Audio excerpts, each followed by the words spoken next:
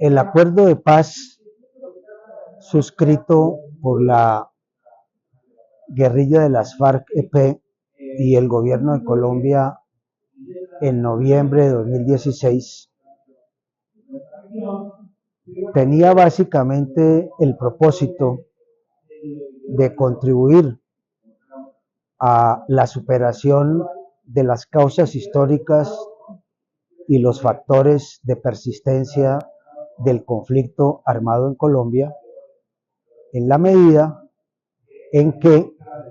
las disposiciones contenidas en ese acuerdo fuesen cumplidas. Fue un acuerdo en torno a 6 puntos sobre reforma rural integral, sobre apertura democrática y participación política, sobre fin del conflicto, sobre la solución al problema de las drogas ilícitas, sobre las víctimas del conflicto y además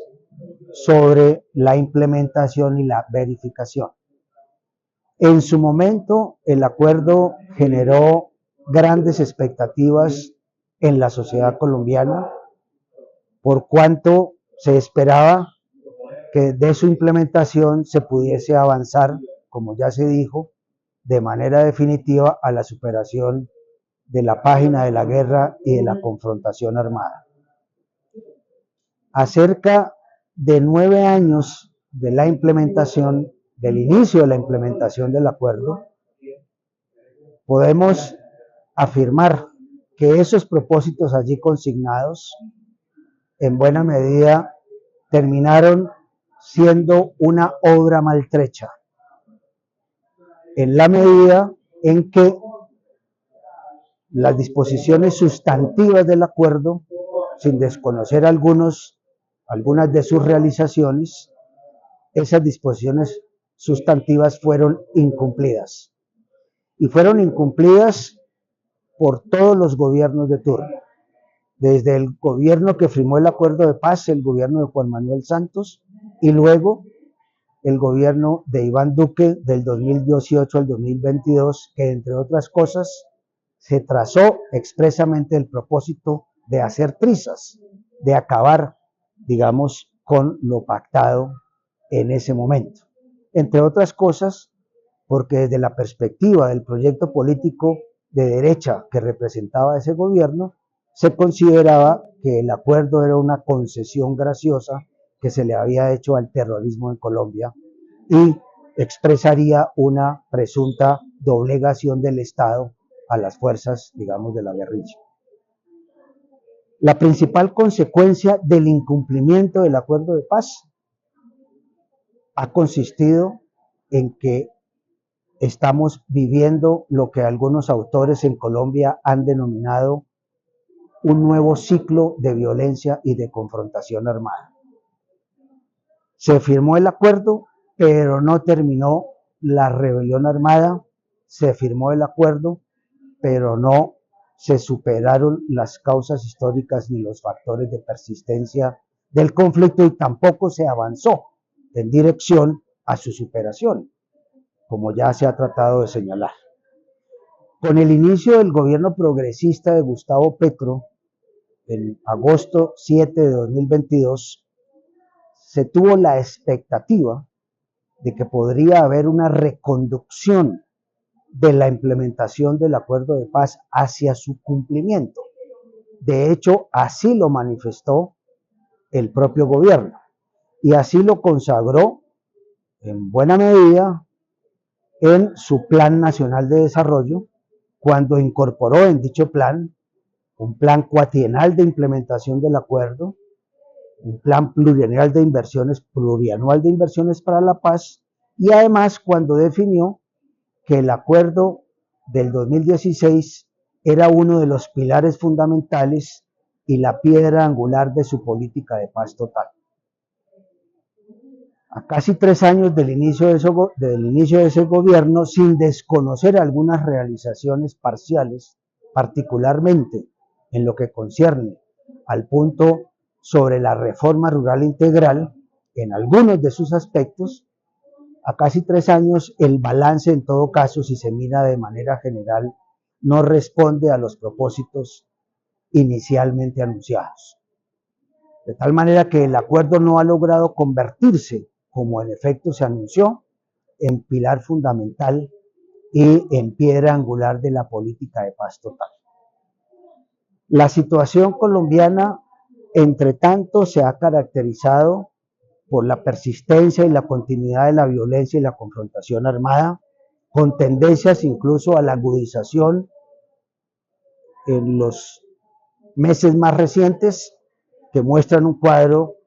nada esperanzador si estamos pensando en lo que viene inmediatamente para el país. Y en ese marco también llama la atención la concepción que se ha venido consolidando desde el gobierno progresista para abordar la situación. Lo que se ha venido evidenciando es la idea de que en Colombia, más que la persistencia de un conflicto, lo que habría es una amenaza criminal derivada de que, entre tanto, todas las organizaciones, incluso aquellas que se dicen rebeldes, tendrían como propósito principal la búsqueda de capturas de rentas ilícitas en lugar de propósitos políticos. La codicia habría triunfado sobre la política. Si esa es la situación o si esa es la circunstancia, obviamente que el panorama se vuelve todavía más complejo, porque con organizaciones que no son, entre tanto, de carácter político, a las que se les reconoce un carácter rebelde, pues no tendría sentido emprender cualquier proceso de diálogo o negociación, y la única opción que quedaría sería la opción del sometimiento a la justicia o la opción definitivamente militar. Esa visión sin duda se está constituyendo en un factor que termina, sin proponérselo, muy seguramente coincidiendo con las visiones de derecha y de ultraderecha que hay en el país para enfrentar los problemas de violencia y de conflicto armado, que no son otras que un tratamiento militar y de orden público, que no son otras que el recurrir a la fuerza, digamos, del Estado, tal y como ha ocurrido en otros momentos de nuestra historia. El gobierno de Petro no es diferente a las experiencias progresistas que ha habido en América Latina. Creo que ese es un punto importante para el análisis. Es cierto que tiene sus particularidades, pero aquí hay que,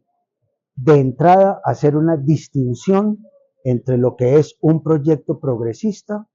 y lo que son proyectos de izquierda, ¿no? Esa necesaria distinción entre progresismo e izquierda parece muy conveniente en las condiciones actuales para efectos de comprender de lo que se trata con este gobierno. ¿Qué se puede afirmar? Sin duda hay que reconocer que es un gobierno que en su momento fue expresión de un cambio en la situación política que se vivía en el país y que sobre todo recogía los acumulados derivados del Acuerdo de Paz de 2016 y específicamente aquellos provenientes de la revuelta social de 2021 en Colombia. Esos dos aspectos se constituyeron en factores explicativos del triunfo progresista en Colombia. Pero hay que decir, como ocurrió en otros países de la región, que para poder llegar al gobierno,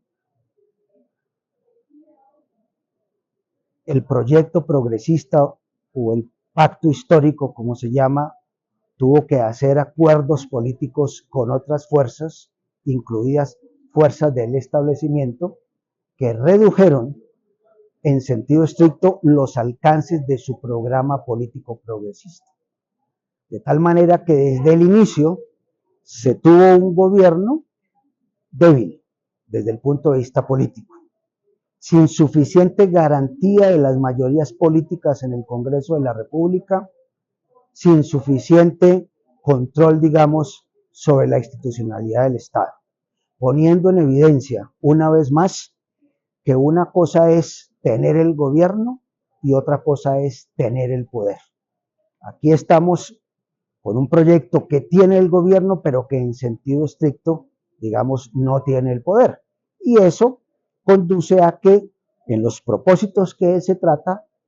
se adviertan lo que yo llamo unos condicionantes estructurales. Los diseños de los estados latinoamericanos, en este caso el estado colombiano, están hechos para garantizar la reproducción del régimen de dominación de clase tal y como él existe.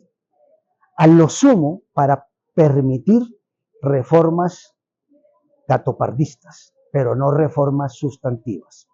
Entonces aquí lo que se ha advertido desde el inicio es un contraste entre los anuncios, los propósitos de reforma, sin duda bien intencionados y sin duda inscritos dentro de propósitos de democratización de la sociedad colombiana, y las condiciones materiales efectivas para poderlo hacer, para poderlo realizar. Eso entonces ha conducido a que los resultados que exhibe el gobierno a 3 años, entre tanto casi, del inicio de su mandato, no son precisamente concordantes con los que él anunciara cuando se inició, digamos, el periodo de gobierno. Hay muchas razones, desde luego, para explicar eso. La férrea oposición de los partidos de derecha, la férrea oposición de otros poderes públicos, ¿no es cierto?, del poder legislativo, del poder judicial, el mismo rol que juegan los grupos económicos, los gremios económicos, ¿no? El hecho de que estamos frente a un proyecto de liderazgo prácticamente individual, que en sentido estricto no responde a un proyecto o a una organización política con dirección política, digamos, consolidada. Digamos, hay muchas circunstancias que juegan para que eso efectivamente termine en los resultados que estamos señalando. Y hay que decir adicionalmente, pues que este proyecto progresista no ha estado exento de problemas heredados y que se han seguido aquí reproduciendo, como por ejemplo el problema de la corrupción. A lo cual yo le agregaría adicionalmente las evidentes limitaciones asociadas con la calidad de la gestión gubernamental, ¿no? Es decir, ya con lo que tiene que ver propiamente con lo que es el ejercicio del gobierno en sentido, entre comillas, técnico, ¿no es cierto? Ahí ha mostrado problemas de falta de experticia, ahí ha mostrado problemas de falta de experiencia, también ha mostrado problemas de incompetencia, es decir, se han expresado diversas manifestaciones que han conducido a que los resultados al final no sean los resultados originalmente esperados. Y en ese sentido, pues, estamos en una circunstancia, ¿no?, en que todavía no está claro cuál es la perspectiva de cara a las elecciones que se vienen el año entrante, de continuidad o no de este proyecto con esos alcances. Desde ahora uno podría anticipar que si hubiera alguna continuidad, es decir, si no se generaran condiciones para que proyectos de derecha triunfaran, lo que viene en Colombia sería en todo caso un proyecto político en el gobierno mucho más tenue del que hemos tenido en el momento, es decir, mucho más corrido hacia la derecha del progresismo. Sin duda que el atentado contra el precandidato presidencial Miguel Uribe, que es uno de los precandidatos de la ultraderecha colombiana, es un hecho muy significativo para lo que viene del proceso político en Colombia. Es difícil en este momento anticipar o hacer alguna afirmación taxativa acerca de quiénes son los responsables de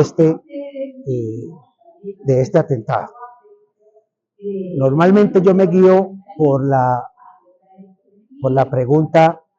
¿A quién le sirven hechos de esas características para poder analizar mejor lo que le puede seguir a eso? Y sin duda, más allá de quien haya sido el autor material o incluso el autor intelectual, en el trasfondo de esto, lo que se advierte es una consecuencia conducente al reforzamiento de que el problema fundamental y sustantivo de esta sociedad es el problema de la seguridad, de que el problema fundamental y sustantivo de esta sociedad tiene que ver con un tratamiento, como se expresa, digamos, internacionalmente,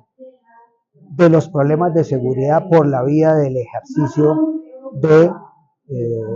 el poder de fuerza que tiene el Estado, ¿no es cierto? La fuerza represiva del Estado. Y en ese sentido creo que circunstancias de estas, además de enrarecer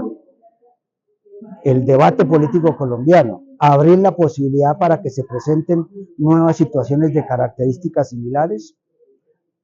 además de eso contribuyen realmente a que lo que en perspectiva y en el contexto de una contienda política presidencial, lo que se disputa es el tema de la seguridad, el tema de la restricción, porque a eso conducen políticas de seguridad, de derechos civiles y políticos, tendencias al control militar de la sociedad, procesos de militarización, en fin, tal y como se advierten hoy en otros países de la región y de manera dramática se aprecian en estos días en Los Ángeles, en Estados Unidos, ¿no es cierto?, cuando cualquier atisbo o expresión de protesta es tratado como acción terrorista y en consecuencia